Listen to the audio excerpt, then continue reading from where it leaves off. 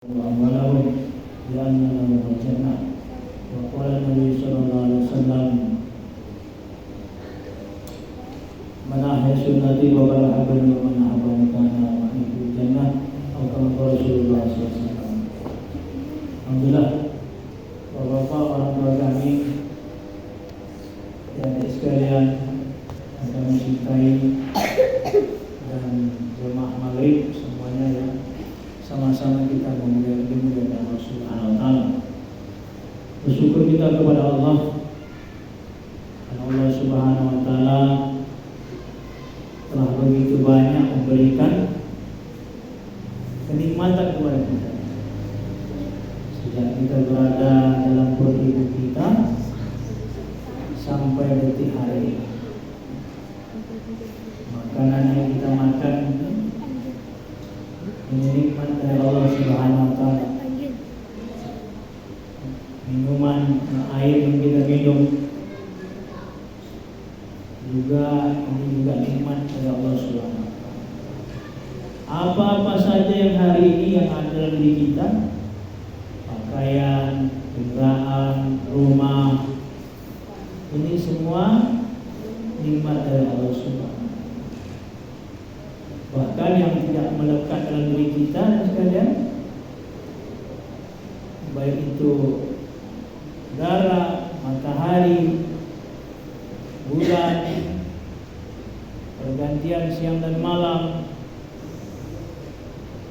menunjukkan ini semua kebesaran Allah, keagungan Allah yang diberikan Allah Subhanahu wa taala untuk kelangsungan hidup kita.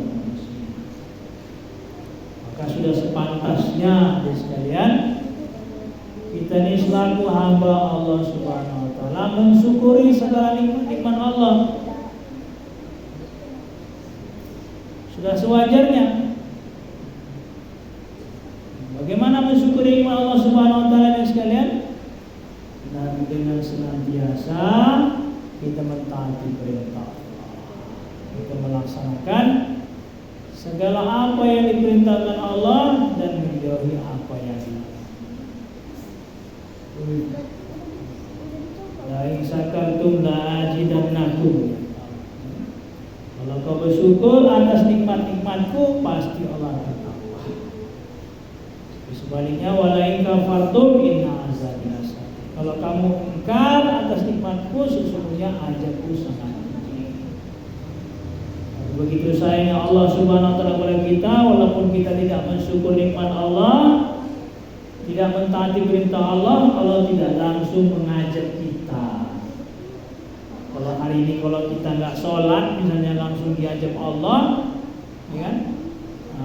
Dikasih kaki kita nggak bisa jalan ke masjid, ada repot, ada orang yang semua orang akan taat, ya kan? Tapi ini sengaja disimpan Allah, ajaknya ini ada sekalian agar untuk menguji kita sejauh mana kita yakin kepada janji-janji Allah. Dan Allah Subhanahu wa taala sekalian bukan berikan berupa nikmat dunia saja sama kita, makanan, minuman, pakaian, kendaraan, kan? Bukan hanya nikmat dunia saja, tetapi Allah Ta'ala telah menyempurnakan nikmat hidayah iman dan Islam kepada diri kita. Nikmat ini Allah berikan kepada seluruh manusia yang Allah ciptakan di dunia ini. Sejak diciptakan Nabi Adam sampai nanti datangnya mau kiamat, terakhir kali bayi yang akan dilahirkan oleh sekalian, nikmat hidayah iman dan Islam ini tidak Allah berikan kepada siapa saja, enggak semuanya, tetapi orang-orang yang apa? Yang disayangi Allah, yang dirahmati Allah, yang dipilih Allah Subhanahu wa taala. Siapa itu kita ini? Orang-orang Islam diberi hidayah oleh Allah Subhanahu wa taala. Ya, hidayah iman dan Islam. Karena ulama kita sampaikan sekalian dalam hadis Nabi sallallahu alaihi wasallam, orang Islam ini sekalian di dalam hatinya ada iman. Di dalam hatinya ada iman. Walaupun imannya itu kecil, tetapi di dalam hatinya ada iman. Dan siapa saja yang dalam hatinya iman, nanti di akhirat Allah Ta'ala akan perintahkan kepada malaikat untuk mengangkat orang ahli neraka yang dalam hatinya ada iman walaupun sebesar biji zarrah. Diangkat dari neraka, entah berapa lama nggak tahu lagi, wallahu a'lam. Karena satu hari di akhirat itu sama dengan 1000 tahun hitungan kita di dunia, ya kan? Kalau 2 hari, 3 hari, berapa lama pula dalam neraka itu nggak tahu, wallahu a'lam. Tetapi ini ada sekalian, ulama kita sampaikan dalam hadis Nabi SAW, Allah Ta'ala akan angkat ini iman yang sebesar biji zarrah atau lebih kecil daripadanya, dimasukkan ke dalam surga yang luas surganya 10 kali besar dunia ini. Jadi nggak ada apa-apanya nih Pak kalau kita punya dunia sebesar dunia ini, nggak ada apa-apanya, ya. Makanya qurun la'natu alaih, ya kan? Walaupun hartanya banyak, yang bawa kunci gudang hartanya 70 ekor unta, ya kan? Kalau dia nggak taat, nggak beriman kepada Allah, nggak ada artinya. Maka kita bersyukur pada Allah. Allah telah beri hidayah iman dan Islam kepada kita, sehingga hari ini kita bisa mentaati perintah Allah. Kalau hari ini jumlah penduduk manusia lebih kurang 8 miliar, 8 nih, 2 miliar ini Allah beri hidayah iman dan Islam. Maknanya dari sekalian ini semua yang 2 miliar ini akan masuk ke dalam jannahnya Allah Subhanahu wa Ta'ala. Kalau dia nggak taat sampai mati, nggak beriman kepada Allah, nggak mau sholat, nggak mau puasa, nggak mau zakat, ada harta mampu nggak naik haji, ini masuk dalam neraka Allah dulu, nanti masuk ke dalam surga lagi Allah Subhanahu wa Ta'ala. Tetapi ada sekarang orang kafir yang 6 miliar yang Allah Ta'ala tidak beri hidayah iman dan Islam sampai datang kematiannya, atau sampai datang hari kiamat, nggak diberi Allah Ta'ala hidayah, ya kan? Si Ahok, si Acong, siapa, ya kan? Nggak tahu lah kita, ya kan? Si Tompul, ya kan? Si Torus, ya kan? Si Medan, ya kan? Datang kematiannya, nggak diberi Allah hidayah, maka sudah dipastikan, kata ulama kita sekalian, mereka akan kekal dalam nerakanya Allah Subhanahu wa Ta'ala. Nauzubillah min dzalik. Maka seperti itulah kita bersyukur pada Allah dengan sebenar-benarnya syukur, yaitu mentaati perintah Allah, menjauhi segala apa yang dilarang. Selawat dan salam kita di atas siapa junjungan kita Nabi besar Muhammad sallallahu alaihi wasallam. Allahumma shalli ala sayyidina Muhammad wa ala ali sayyidina Muhammad. Bila kita senantiasa banyak berselawat kepada beliau dan sekalian, nanti di akhirat Nabi SAW akan mengenal kita, akan memberikan sapaan kepada kita. Karena dalam hadis Nabi SAW nanti di akhirat manusia ini dalam keadaan kesulitan, ada sekalian. Manusia dalam keadaan kacau, huru hara di hari kiamat nanti, ada sekalian, di padang mahsyar. Begitu dahsyatnya, ada sekalian. Mereka akan berlari-lari minta pertolongan. Mereka telah datang kepada Nabi Adam, minta kepada Nabi Adam beri syafaat. Nabi Allah Adam katakan, enggak, saya enggak mampu berikan syafaat. Pergilah kepada Nabi Musa, karena dia itu kalamullah. Mereka pun telah berlari kepada Nabi Musa minta syafaat. Nabi Musa pun katakan enggak bisa. Pergilah kalian kepada Nabi Isa, Nabi Isa itu ruhullah. Mereka pun lari. Jumpa kepada Nabi Isa, tanya, minta sama Nabi Isa, Nabi Isa pun enggak bisa memberikan syafaat. Pergilah kalian kepada Nabi Muhammad sallallahu alaihi wasallam. Nabi SAW mereka telah datang kepada Rasulullah, ya? Ya Rasulullah, berikan syafaat. Maka Nabi SAW katakan, akulah yang mampu memberikan hak syafaat kepada umatku. Maka kita beruntung ini, kita bersyukur kepada Allah Ta'ala, kita dijadikan umat Nabi Sallallahu Alaihi Wasallam yang dengan kita berbanyak selawat, ya kan, udah dapat syafaat. Apalagi kita senantiasa mengamalkan, mengerjakan apa yang diperintahkan Nabi SAW, sunnah-sunnah Nabi SAW. ulama kita sampaikan ada 3 Pak. Sunnah Nabi SAW itu sunnah surah, sirah, dan syarirah. Apa itu sunnah surah? Sunnah surah itu bentuk zahir daripada baginda Nabi SAW, dari ujung kepala sampai ujung kaki. Ini kita tidak kita rincikan semua Pak, dari ujung kepala ke ujung kaki, ya kan? Kalau nanti kita mau tahu apa sunnah Nabi dari ujung kepala ke ujung kaki, maka kita belajar 3 hari itu dengan jemaah. Atau tanya Ustaz lah, ulama, apa itu sunnah surah? Yang kedua sekalian sunnah sirah. Apa itu perjalanan kehidupan Nabi SAW, ya kan? Dari bangun tidur sampai tidur lagi. Bagaimana muamalah Nabi, bagaimana muasyarat Nabi, ya? Bagaimana akhlak Nabi sallallahu alaihi wasallam. Ini dah kita amalkan, kita ikuti. Kenapa? Karena kita umat Nabi. Sebagaimana satu orang fans, penggemar, bintang pemain bola, ya kan? Adik-adik kenal Ronaldo gak? Kenal kan? Maka adik-adik tiru nih, karena fans Ronaldo nih, tiru gaya Ronaldo, ya kan? Kepala dari atas ujung kepala sampai ujung kaki, ya kan? Pangkasnya, bajunya, ya kan? Kemana-mana pakai baju Ronaldo pula itu kan? Padahal dah seminggu gak dicuci kan? Tapi itulah fansnya kan? Walaupun bau gitu, karena fansnya terus dipakai gaya jalannya pun dibikin gaya jalan macam Ronaldo, karena cinta kepada Ronaldo. Nah, kita hari ini mengaku cinta kepada Nabi SAW, maka sunnah-sunnah Nabi ini tidak kita amalkan dalam kehidupan kita. Walaupun kita nggak mampu 100% kata orang Malaysia, 100%, maka kita minimal 10% sunnah Nabi ini kita amalkan dalam kehidupan kita. Baru betul, ya kan? Dikatakan kita ini umat Nabi, ya kan? Laqad kana lakum fi Rasulillahi uswatun hasanah.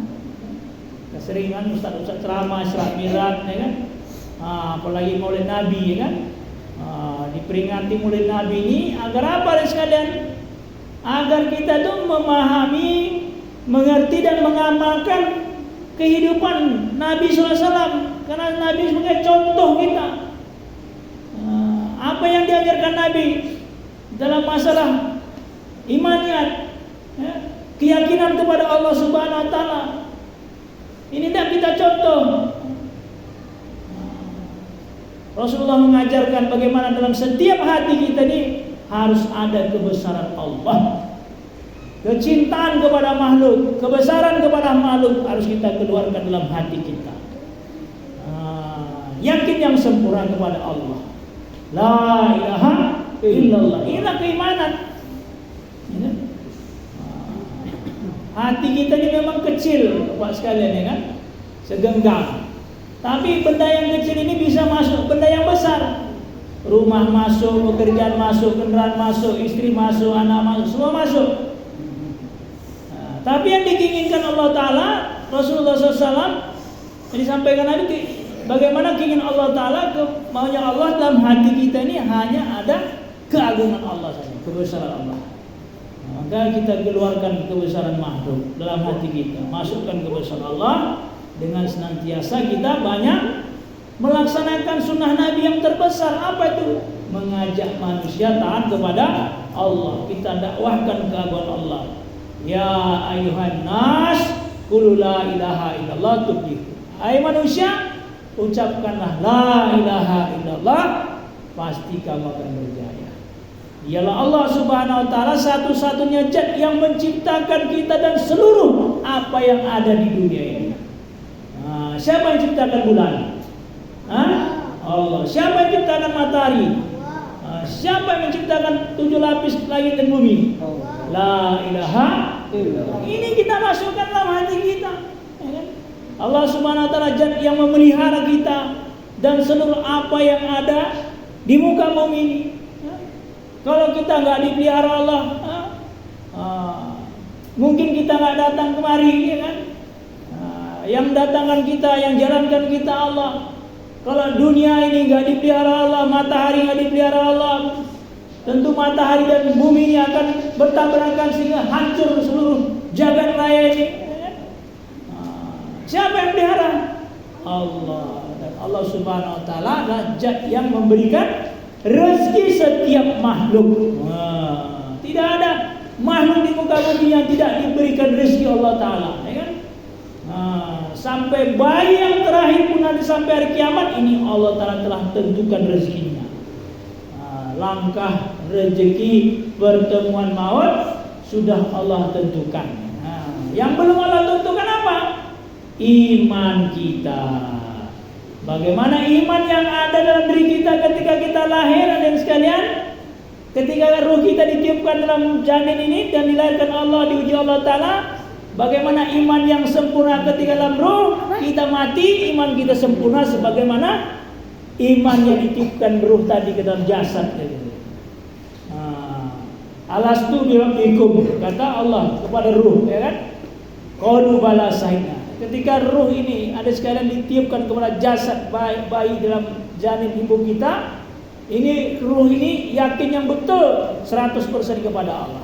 Ketika Allah hantar ke dunia, lahirkan ke dunia, diuji Allah dengan kekayaan, dengan kemiskinan. Apalagi ada sekalian dengan berbagai macam keadaan, susah senang. Kalau kita mentaati perintah Allah, bersabar apa yang diujikan Allah Ta'ala, maka kita selamat dunia maupun akhirat. Maka atas perkara itulah Allah Subhanahu wa taala hantar kita ke dunia, Bapak sekalian. Kita di dunia ini bukan untuk menyempurnakan rumah kita, kendaraan kita, ya kan, istri kita yang satu jadi dua, tiga, empat, bukan. Kita disuruh menyempurnakan iman. Dalam surah Al-As Allah firmankan, wal as innal insana lafi khusr, ya kan? Sesungguhnya manusia dalam keadaan rugi, ya kan? Innal insana lafi khusr, ya kan? Demi masa sesungguhnya manusia dalam keadaan rugi. Illal ladzina amanu wa amilus sholihat, kecuali orang yang beriman dan beramal soleh. Jadi orang yang beriman beramal soleh ini ada sekalian dijauhkan kerugian oleh Allah Ta'ala.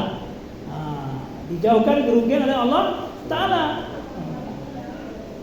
Syaratnya apa ada sekalian? Syaratnya kita watawasau bil haq, watawasau bis sabr. Ingat mengingatkan kepada kebaikan dan ingat mengingatkan kepada kesabaran. Jadi Allah Ta'ala ciptakan kita ke dunia ini, maksudnya dan sekalian bagaimana kita beriman, beribadah kepada Allah. Di samping itu kita ajak, siapa yang kita ajak? Istri kita, anak kita, ya nanti adik-adik kalau punya istri nanti kan, ajak istrinya, ajak anaknya, siapa lagi? Ajak kerabat kita, ajak tetangga kita, ajak orang kampung kita, ajak seluruh umat ini taat kepada Allah Subhanahu wa taala. Inilah tugas kita. Inilah tanggung jawab kita sebagai hamba Allah, sebagai umat Nabi sallallahu alaihi wasallam. Di lain itu, di luar itu apa? Itu keperluan-keperluan kita. Kalau kita sebagai pedagang, tidak pedagang yang mengamalkan agama, mendakwahkan agama.